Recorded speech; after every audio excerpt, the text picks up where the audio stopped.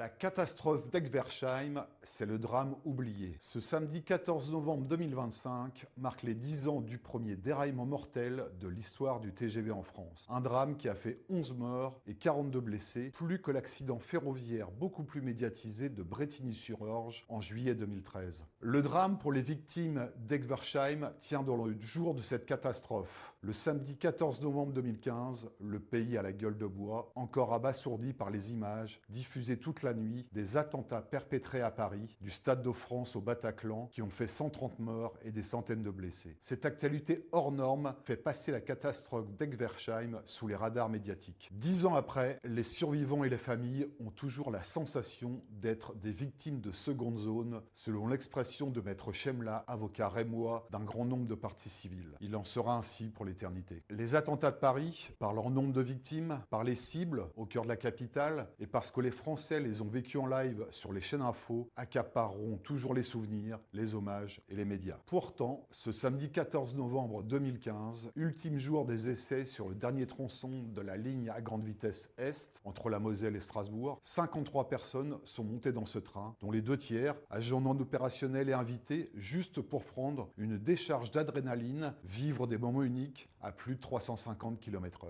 C'est justement la vitesse excessive qui va provoquer le déraillement des rames du TGV. Une longue courbe est abordée à 265 km/h. Or, la vitesse de 176 km/h ne doit y être dépassée. Le procès s'est tenu au printemps 2024. Les 3 entités de la SNCF poursuivies ont été condamnées quasiment au maximum encouru. 2 des 3 agents poursuivis, le conducteur et celui chargé de lui livrer les consignes, ont écopé de quelques mois de prison avec sursis. Aujourd'hui, les victimes et leurs familles se battent encore pour obtenir une indemnisation décente dans l'anonymat.